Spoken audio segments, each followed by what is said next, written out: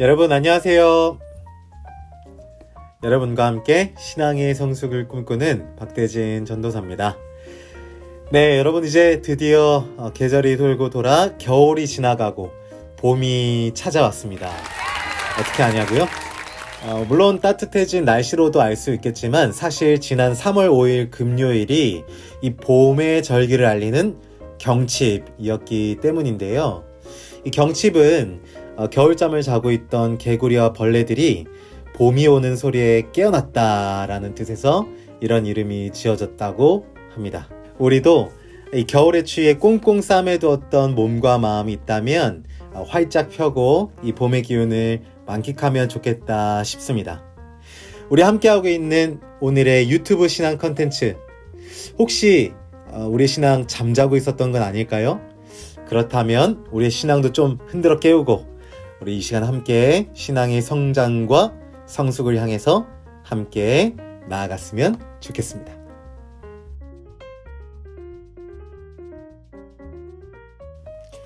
일요일에 푸는 수요 퀴즈 시간입니다. 지난주 문제, 아담과 하와는 몇 번째 순서로 지음받았을까요? 정답은 4번, 6번째 순서였습니다. 정답을 맞추신 분들 축하드리고 참여 감사합니다. 이번 주 문제 드리겠습니다. 박대진 전도사는 지난 영상에서 솔로몬을 잘못 발음해 이것이라 말했었는데요. 박대진 전도사는 솔로몬을 무엇이라고 잘못 발음했을까요? 1번 모태 솔로몬, 2번 포켓몬, 3번 아구몬, 4번 똘로몬. 정답을 아시는 분은 오늘까지 문자 또는 카카오톡으로 정답 보내주시면 되겠습니다.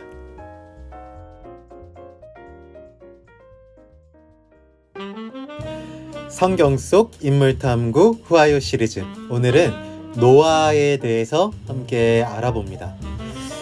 여러분 혹시 노아에 대해서 들어보신 적 있으신가요? 이 노아는 구약 성경 창세기에 등장하는 인물인데요. 혹시 이 노아를 들어보지 못했다 하신 분들이 있다면 아마 이건 아실 겁니다. 노아의 홍수, 그리고 노아의 방주.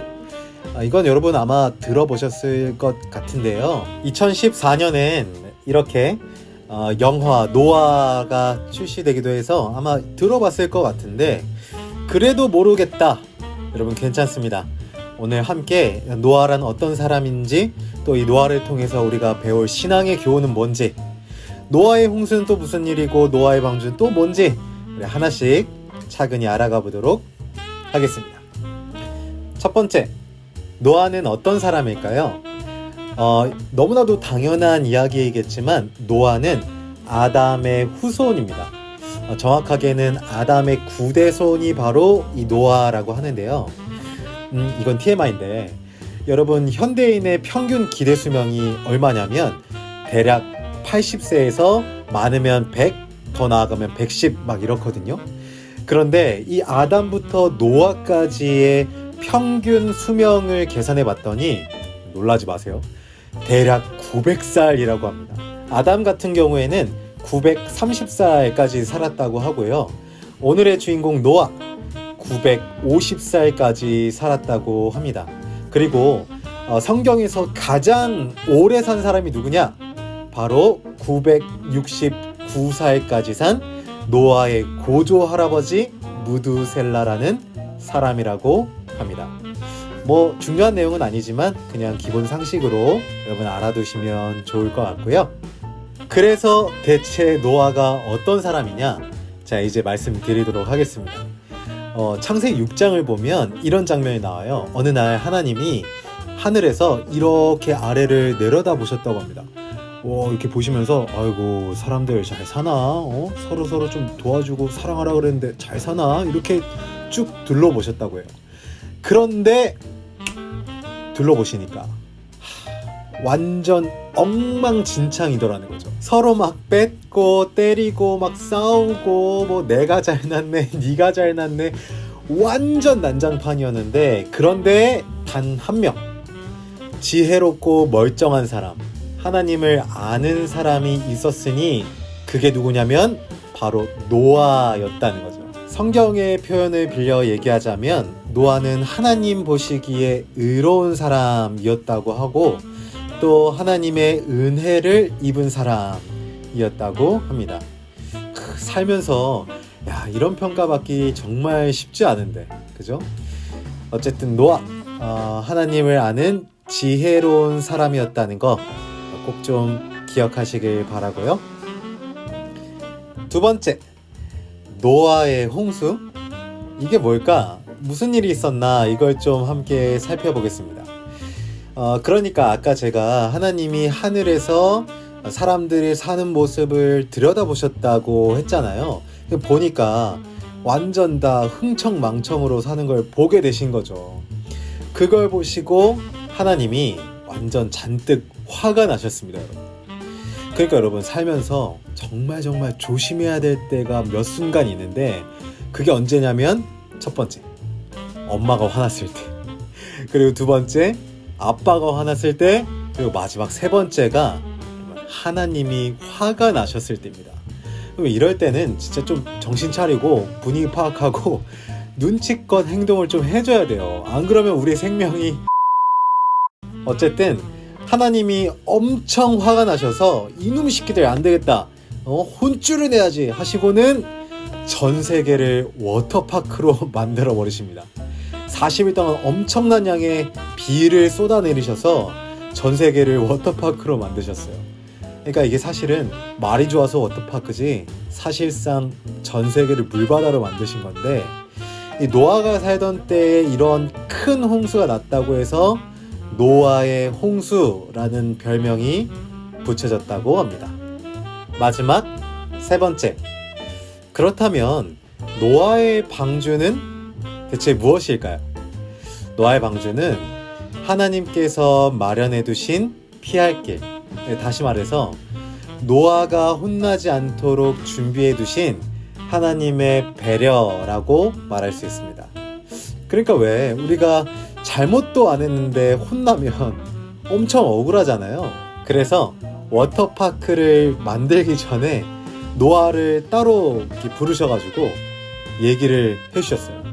야, 노아야, 너 잘못한 것도 없는데 너 쟤네들처럼 수영할 순 없잖아, 그지?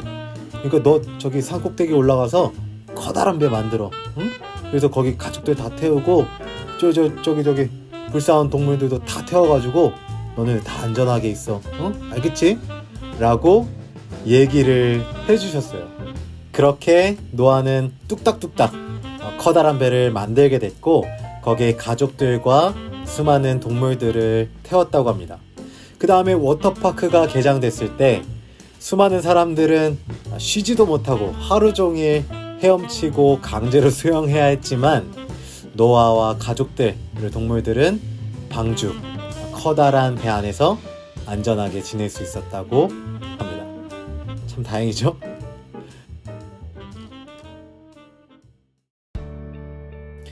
자, 이제 결론입니다.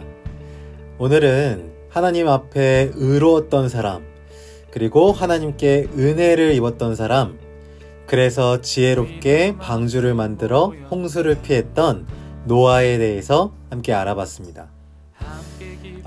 여러분, 이런 말이 있어요. 인생은 고해다.